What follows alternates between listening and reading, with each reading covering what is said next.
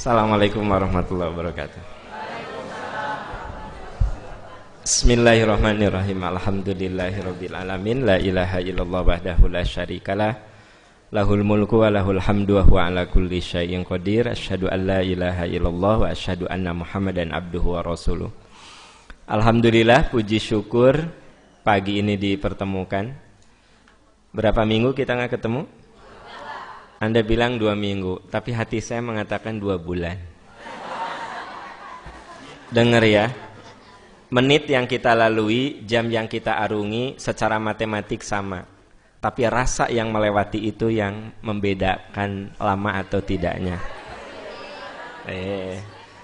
Iya kan? Kata Anda 2 minggu, ya boleh, tapi saya merasa 2 bulan. Karena hati saya sangat merindukan Anda semua. Ya, mungkin Anda ke saya biasa-biasa aja sih. Jadi karena biasa-biasa aja, Anda bilang 2 minggu ya 2 minggu, sebulan ya sebulan. Jadi kalau menurut saya, detik menit yang kita lalui secara matematik sama. Yang membedakan adalah rasa yang melewati menit dan detik itu. Benar nggak? Mulai, Kang. Sok. Ya, bismillah. Baik, ada beberapa pertanyaan Ustadz, karena mungkin bahasan kita yang sebelumnya tentang keluarga begitu ya, maka di sini juga pertanyaannya beberapa tentang keluarga begitu. Ya, saya bacakan mungkin pertama, Pak Ustadz yang saya hormati, bagaimana cara menyikapi istri yang selalu bersikap dingin, dalam tanda petik dinginnya begitu ya, dan kurang romantis? Sudah 3 tahun tidak bersedia diajak berhubungan. Bapak mending semangat. Tidak bersedia diajak berhubungan karena takut hamil lagi. Memang saya salah karena tidak membelikan alat KB. Akibatnya 5 tahun menikah sudah memiliki 2 anak. Istri saya sering berkata, lebih baik kamu nikah lagi daripada saya hamil lagi. Perlukah saya mengajak istri saya ke psikiater? Itu pertanyaannya, Ustaz. Ya, pertama kalau dingin tentu harus dimasukkan ke pemanas. Oke. Nah, kalau ini tentu kita harus telusuri sebabnya. Jadi gini loh, untuk kaum laki-laki memang kita harus memahami istri kita itu secara komprehensif. Jadi kalau istri kita melakukan sesuatu yang tidak berkenan, itu jangan langsung menuduh dia dengan hal-hal negatif. Anda juga istri, kalau melihat hal dari suami yang tidak membuat Anda nyaman, jangan langsung menuduh suami Anda bersalah. Hal yang paling bagus dalam kehidupan rumah tangga itu introspeksi diri. Itu kalau menurut hemat saya. Jadi ketika istri Bapak dingin, ya, bahkan sering BBM, ari mamah teh es goyobod lain meniti. Es goyobod lain menitiis, nah kan gitu. Ari mamah teh es goyobod nah nitiis, nah gitu. Nah, gitu. Nah, jadi kalau Anda sudah bertanya ternyata dia takut hamil, ya. Takut hamil itu wajar sih sebenarnya dalam batas tertentu. Oleh sebab itu, coba Anda datang ke dokter spesialis kandungan. Anda bisa minta proses apa? Bukan sterilisasi, ya di KB saja. Kan dalam Islam itu sebenarnya KB nggak masalah kalau tujuannya untuk punya anak yang lebih berkualitas. Haram ber-KB kalau niatnya takut, bukan takut punya anak, takut kalau punya anak kita tidak bisa dikasih makan. Kalau Anda tidak mau punya anak karena khawatir kelaparan, Anda tidak percaya seolah-olah Tuhan itu menciptakan tanpa tanggung jawab. Allah itu menciptakan makhluk dengan segala perangkatnya. Jadi kalau ibu udah punya anak 5, hamil lagi, kalau bicara rezeki mah nggak usah khawatir, si anaknya bawa rezeki. Yang kita khawatirkan, ada yang harus kita pertanggungjawabkan, yaitu pendidikan. Itu. Jadi kalau ibu bapak di sini yang sudah berumah tangga ikut program keluarga berencana, niatnya karena saya ingin punya anak yang berkualitas. Itu. Jangan, kenapa Bu ingin ikut keluarga berencana? Ya, atuh ya, kumaha ngasih makannya. 2 GN gesriut. Nah, itu tidak boleh. Karena begitu punya 3 anak, si anak ketiga itu bawa rezeki sebenarnya gitu, ya. Nah, jadi ya saya ingin meluruskan dulu nih bahwa keluarga berencana itu tidak ada masalah selama niat kita ingin punya anak yang lebih berkualitas. Itu niatnya. Dan punya anak yang berkualitas itu sangat dianjurkan dalam Islam. Anda bisa baca dalam surat An-Nisa ayat 6 itu, wal yahsyalladzina law taraku min khalfihim dzurriyyatan di'afa, hendaklah kalian merasa khawatir sekiranya kalian meninggalkan generasi yang lemah. Jadi kita tuh kudu khawatir karena keturunan kita lemah, bukan tidak makan, lemah. Lemah iman, lemah intelektual, lemah pendidikan, lemah ekonomi. Nah, kita tuh kudu khawatir. Jadi kalau kita ikut keluarga berencana niatnya karena khawatir tidak punya anak berkualitas, boleh. Nah, kalau istri Anda itu dingin sedingin es goyobod, makan enakan goyobod puguh rasana, ya kan? Nah, maka Anda harus cari tahu. Anda harus cari tahu. Dan sekarang kan katanya udah ketahuan, dia dingin itu tidak mau hubungan intim itu takut punya anak. Anda harus yakinkan, kalaupun kita hubungan, insya Allah nggak punya anak. Kan kamu sudah di KB. Gitu, di KB menit di kampung udah pakai alat kontrasepsi di KB, ya kan? Ini juga di kampung pisan abdi mah tos di KB. Maksudnya kan kamu sudah pakai alat kontrasepsi gitu, ya. Nah, kalau istri Anda mengatakan, aku mah nggak mau pakai alat kontrasepsi, kamu aja, boleh Pak. Kan sekarang ini ya, walaupun sudah diputus saluran, itu bisa disambung lagi. Sambung lagi. Kalau mutusnya kan 5 menit juga beres, nyambung setengah jam juga beres gitu. Apalagi kalau di Singapura mah kan pakai laser lebih cepat lagi. Ya. Bener. Kenapa boro-boro ke Singapura? Ke Singaparna gitu gaduh artos abdi teh. Ya, tos ka puskesmas ya gitu. Nah, itu kalau itu penyebabnya, oke? Tapi Anda sebagai suami tetap perlu mencari second opinion lain. Apakah benar penyebabnya 100% karena nggak mau punya anak gitu. Tetap harus dikembangkan. Tapi kalau dia sampai mengatakan, ya, daripada aku hamil lagi lebih baik kamu punya istri lagi. Nya atuh dipikirkan, eta usul dia.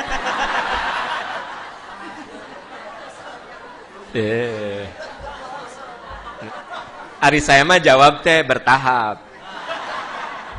Saya kasih solusi dulu yang sekiranya tidak memadorotkan istri Anda. Benar teh? Gimana tidak sayangnya saya kepada perempuan? Tapi lamun ngotot wae mah tah usul dia. Jarang banget perempuan punya usul begitu. Sok kesempatan mah tara datang 2 kali. Ya, kesempatan itu tidak pernah datang 2 kali gitu. Makanya orang-orang sukses adalah orang-orang yang selalu mengambil kesempatan, karena kesempatan itu tidak pernah datang 2 kali. Catat itu. Nah, langsung pulang MPI. Denger ya, teh jadi seno kedua. Nah, ya, pokoknya ngasih kesempatan untuk nikah lagi teh jadi, awas. Nah, langsung pulang MPI itu. Udah denger lagi ceramah saya sekarang. Jadi, ya kalaupun ternyata istri Anda memberikan solusi seperti itu, ya, daripada Anda berbuat dosa, ya kenapa tidak? Gitu. Ini ada persoalan sensitif sih, tapi saya walaupun sensitif tapi harus saya sampaikan. Kadang-kadang seorang istri itu ada yang gini loh, daripada suamiku nikah lagi, lebih baik dia jajan. Ada yang gitu. Anda ada orang-orang soleh, na'udzubillah nih. Ini terdengar Bu oleh telinga saya langsung di bandara. Di bandara ya. Di lounge gitu, saya lagi nunggu pesawat, ngobrol ibu-ibu gini kan. Ibu-ibu mau ngobrol sok tarik gini kan. Bener tuh? Bener tuh? Kan hari laki-laki mah ngobrol teh sok. Terus gimana? Gitu kan? Oh, orang banyak gitu. Iya, matak Bu, kadeah hari ngobrol tehnya kudu apa ya? Kudu elit gitu. Hari ngobrol teh ini kabayang tuh, ya saya meja di dia itu meja di itu ini kedengaran nih. Saya tidak bermaksud dengerin gitu, enggak. Karena makan kayak wing gitu. Kalau aku ya, daripada suamiku nikah lagi ribet ya, udahlah. Namanya juga laki-laki. Jajan kayak apa asal aku nggak tahu. Coba. Jadi ternyata banyak ibu-ibu yang lebih baik suaminya zina daripada suaminya itu nikah. Ya kalau nikah lagi mah ribet katanya. Coba dia teh punya anak, dia punya keluarga. Riut, riut. Mun jajan mah sekali bayar, sekali bayar, teu kudu ngurus gitu. Tapi kan itu cara berpikir yang nggak benar. Ya. Kalau menurut saya, walaupun mungkin Anda berpikir, kenapa sih Pak Am ngomong gitu? Enggak, saya ingin mengatakan, jadi ternyata orang kita itu banyak yang lebih suka suaminya itu zina, ya, daripada punya istri lagi.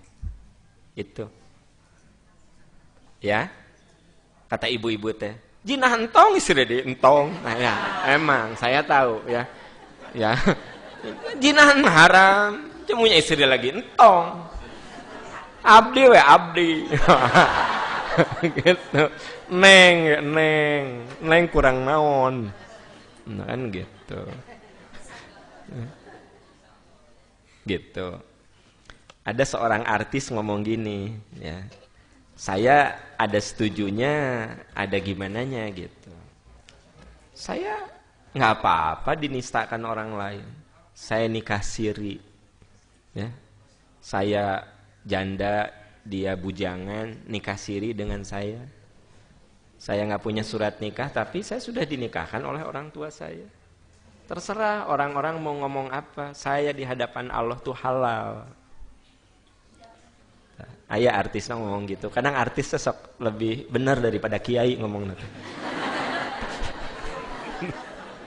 Ya, kadang ada artis ngomong nanti ceplas-ceplos tapi benar. Ya. Dia bilang apa? Saya nikah dengan seorang perjaka. Dia tidak punya istri. Orang tuanya setuju dengan saya. Lalu saya dinikahkan oleh ayah saya. Ya. Tapi saya tidak tercatat di KUA. Orang menyebutnya saya nikah siri. Peduli, terserah. Saya di hadapan Tuhan itu halal. Gitu. Pas didengar-dengar tanya, asa bener oge ta ngomong budak. Benar. Makanya saya kadang-kadang benar kata Ali bin Abi Thalib, kalau kamu dengar pembicaraan, lihat kontennya, bukan siapanya. Kontennya benar loh. Kontennya. Biasa wartawan, tapi Mbak kenapa belum tercatat di KUA? Ya saya sementara maunya gini. Gitu. Kan yang di KUA mah itu mah hukum negara. Gitu. Nah saya kemana-mana pergi sama dia, ngantar sama dia, ya kan gitu. Kami melakukan hubungan seperti suami istri, terus apa salahnya? Saya udah suami istri sama dia. Hanya memang kalau ditanya surat nikah, saya nggak punya surat nikah. Apa yang salah dengan saya? Cari cing lah wartawan. Ya, gitu. Nah jadi memang persoalan berumah tangga itu complicated, rumit antara hukum agama dan hukum negara. Anda bercerai, Bu. Kan hukum agama mah ketika suami Anda mengatakan, mulai hari ini saya cerai kamu. Balik ke orang tuamu. Kan udah jatuh talak. Tunggu 3 bulan, 3 kali bersih. Ya, benar nggak? Anda perempuan udah bisa nikah lagi 3 kali mens. Itu hukum agama. Tapi masalahnya Anda secara hukum negara belum sah. Kudu mengajukan. Kudu Anda baru boleh nikah lagi setelah punya bukti surat cerai. Jadi memang pernikahan itu berkaitan dengan 2 aspek, hukum negara dan hukum agama, gitu. Balik ke persoalan tadi, ya, menikah gitu. Balik ke persoalan tadi, ya, bahwa saya sarankan sih Anda ya, Bapak tadi, jangan dulu mengikuti usul istri Anda. Jangan dulu. Ya, walaupun itu sebenarnya usul yang sangat menarik. Sebagai laki-laki itu usul yang menarik, tapi saya tidak menyarankan ngambil usul itu. Saya menyarankan perbaiki dulu hubungan Anda. Kalau benar-benar udah mentok ya, udah pakai alat kontrasepsi tetap istri Anda seperti itu, ya mungkin dia punya pikiran lain gitu, bahwa itu yang terbaik. Ya Anda boleh memikirkan usul dia yang kedua. Dengar baik-baik ya, itu saran saya. Jadi jangan dulu langsung ngambil saran dia, jangan. Yang kedua jangan. Ikuti saja dulu saran saya, yaitu Anda berobat ya. Maksudnya bukan berobat sih, coba pasang alat kontrasepsi sehingga rasa takut istri Anda lebih ringan. Dan yang harus meyakinkan istri Anda adalah dokter. Kalau Anda yang meyakinkan, mau dipercaya, sok mah mual hamil, mual ya, nah, gitu. Tapi kalau dokter yang cerita, Bu, ya, alat kontrasepsi ini memang tidak 100% karena buatan manusia. Tapi ya, secara medis itu dijamin sekian persen. Dokter yang cerita kepada istri Anda, dan Anda yang cerita mah mau dipercaya. Ya. Bohong si ayah teh pada mau kamu teh jadi segala nih gitu. Jadi dokter yang cerita ya, gitu. Lanjut. Ya, suami saya bekerja di suatu perusahaan bagian keuangan. Dari dulu selama 5 tahun tanpa sepengetahuan saya, ternyata dia selalu memakai uang perusahaan karena gajinya tidak cukup untuk 1 bulan. Apakah suami saya termasuk perbuatan korupsi? Tapi belum selesai, Ibu. Tapi dia selalu berdalih kalau bulan depannya pasti diganti. Jadi istilahnya gali lubang tutup lubang. Saya menyarankan untuk mencari pekerjaan lain dengan mengancam lebih baik bercerai daripada memakan uang perusahaan. Tetapi dia lebih memilih pisah rumah. Saya bersama orang tua dan dia bersama ibunya. Oke. Pertama ya, untuk ibu-ibu, memang ketika Anda mengelola kehidupan rumah tangga, tetap harus melihat kemampuan suami Anda.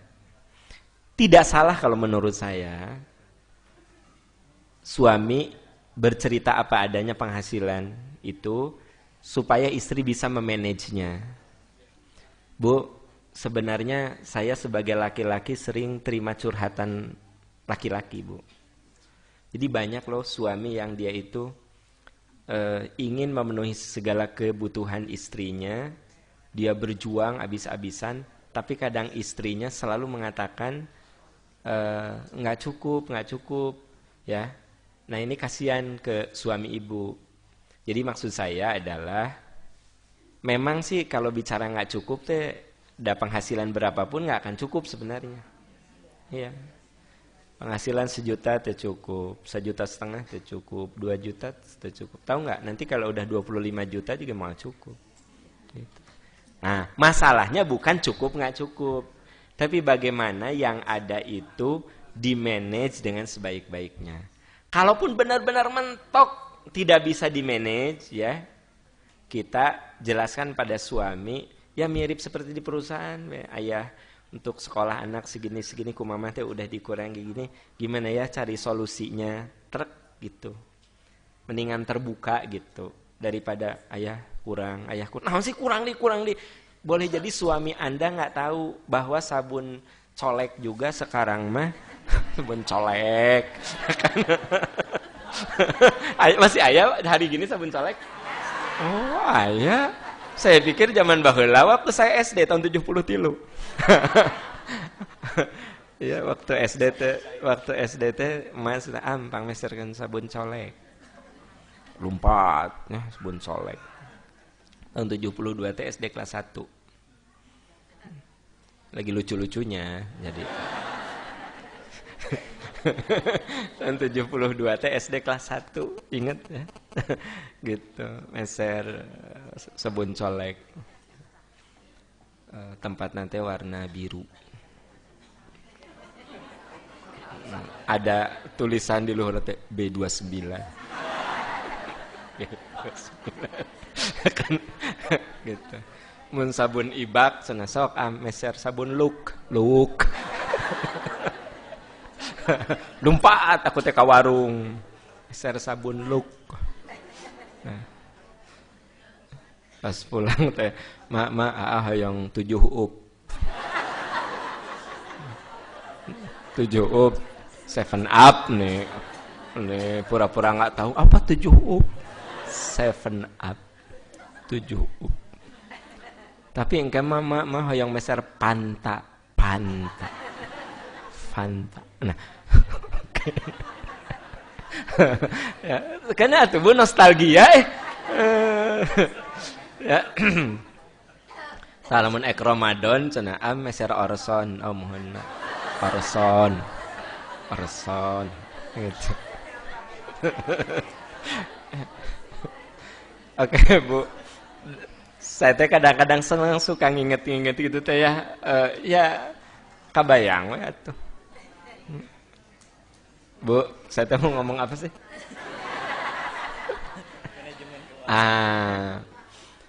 Ya. Ya kalau sekarang ternyata milih pisah rumah segala macam, dicoba renungkan lagi, di-manage lagi ya gitu. Dicoba mencari sumber penghasilan lain. Karena memang tetap sih yang saya khawatirkan, walaupun sekarang kepake, bulan depan diganti lagi, diganti lagi, ya sekarang belum ketahuan. Nah kalau udah ketahuan, di perusahaan tuh resikonya memang kalau sudah penyelewengan keuangan, itu pemecatan. Biasanya kalau di perusahaan. Kalau perusahaan itu strict, ya kayak begini. Ada perusahaan misalnya bikin perusahaan ialah mie misalnya ya. Si karyawannya ketahuan bahwa 1 bungkus mie diasupkan ke jaket. Ya. Ya, misalnya 1 mie jaket. Itu langsung dipecat. Karena apa? Yang ketahuan 1. Sekarang dia tiap hari begitu dihitungnya gitu. 1 tahun sabaraha? Nah, 360 mie. Jadi jangan dilihat 1 mie-nya. Kalau di perusahaan kadang-kadang ada yang gitu. Makanya memang 1 membuat kita ragu, yang kedua akan berakibat resiko yang lebih besar, yaitu pemecatan. Kalau pemecatan tentu saja akan lebih madorot lagi, dia menjadi tidak punya pekerjaan, begitu. Jadi memang saran istrinya jangan melakukan hal itu saran yang bagus. Tetapi kalau cuma saran saja tidak ada solusi untuk menutupi kehidupan keluarga, juga mungkin cukup rumit untuk diselesaikan. Nah sekarang karena sudah kejadian akhirnya pindah rumah, pisah rumah, ya cobalah evaluasi lagi bagaimana Anda sebagai suami pokoknya serahkan apa yang jadi penghasilan, ambil misalnya untuk ongkos Anda ke kantor, ke pekerjaan, lalu katakan, aku tidak akan melakukan itu lagi, sok kamu atur-atur uang segini semampunya. Coba gitu, dilatih gitu. Memang sih ini sebenarnya solusinya bukan dengan kata-kata seperti ini, dan memang harus ditunjukkan apa alternatif tambahan bagi penghasilan itu. Makanya problem terbesar di negeri ini adalah masalah kemiskinan sebenarnya. Ya. Dan Anda jangan terlalu percaya kepada orang kandidat wali kota kandidat bupati, kandidat gubernur yang suka menjanjikan dalam sekejap. Itu menunjukkan dia itu orang yang simplistis. Kan saya lihat di gubernur di mana? Di DKI ya. Kalau saya jadi gubernur, pengobatan gratis, sekolah gratis. Saya mah orang yang kayak gitu saya nggak percaya. Kenapa? Berarti dia itu simplistis.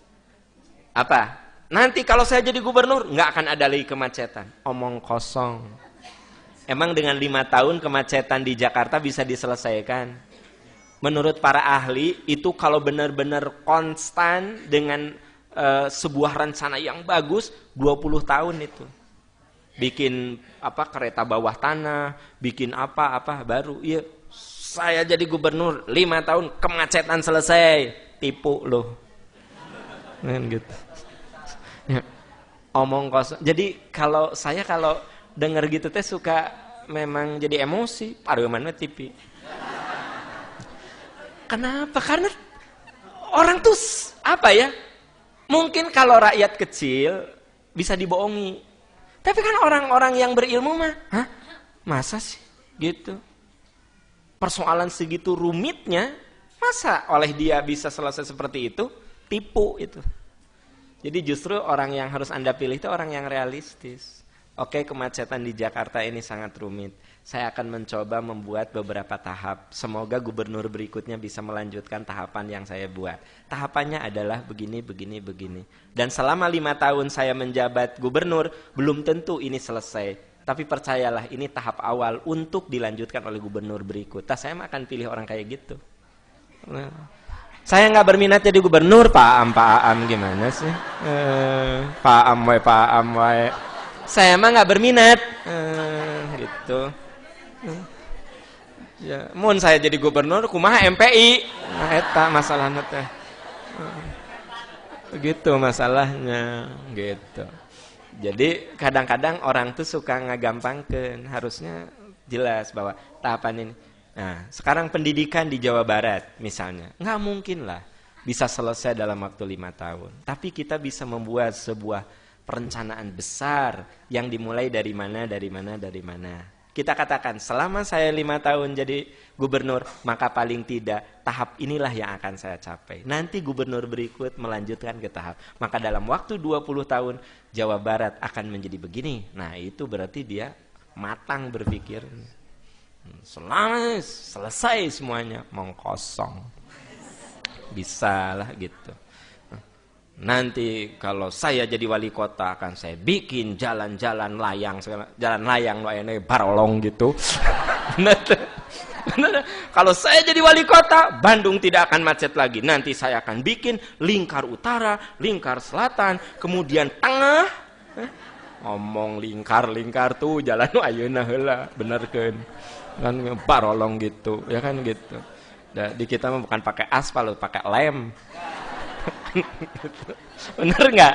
Nah, kadang-kadang saya tuh suka, nanti bikin itu, gitu. Kan lebih realistis. Kalau saya jadi wali kota, langkah pertama jalan-jalan dan gorong-gorong yang sekarang ini penuh sampah itu yang harus dirapihkan.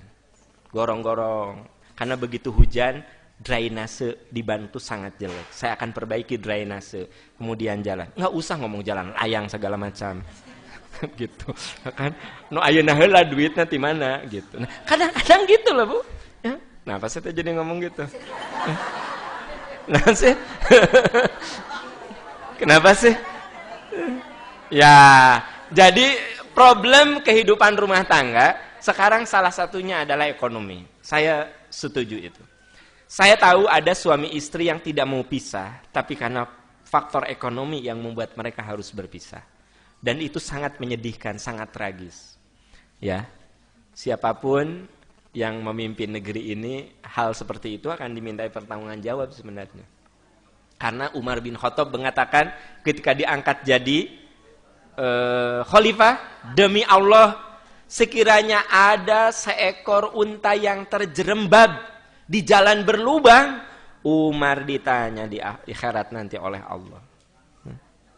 Orang mau boro-boro tijali ke asup. Ya kebayang tuh kata Umar, andai ada unta yang terjerembab karena jalan berlubang, Umar ditanya di akhirat. Nah, gitu. Ya. Kebayang tuh orang mah bukan dijerembab lagi. Ya. Nah, gitu. Ya. Tapi itulah saya cerita hal ini karena di sini banyak orang-orang muda yang coba, karena nanti bangsa ini memang harus dipegang oleh orang-orang muda ya. Kita kadang kalau nonton tuh prihatin gitu, kasus Hambalang, kasus Wisma Atlet, kasus Al-Quran, you know, Al-Quran. Aduh, ya Allah. Cik atunya juga no, segala proyek geus eueuh naonnya, oh Quran. Ya kan? Kabayang tuh dah. Ya. Yang melakukannya teh dewan yang terhormat. Ya. Selalu ya yang melakukan. Tidak semua anggota dewan begitu, banyak yang lurus, banyak yang soleh. Tetapi ternyata itu dilakukan oleh dewan yang terhormat, walaupun sih baru belum pengadilan, tapi baru ya. Namun sudah sangat jelas mengarah ke situ.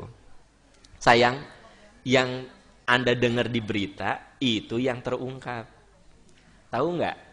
Korupsi itu seperti gunung di laut, yang kelihatan kayak gunung Krakatau kan, bawahnya itu, maaf ya, korupsi, prostitusi, narkoba, itu terus pelecehan seks, KDRT, itu seperti gunung di laut, yang terlihat, yang di bawahnya itu lebih besar dari apa yang terlihat.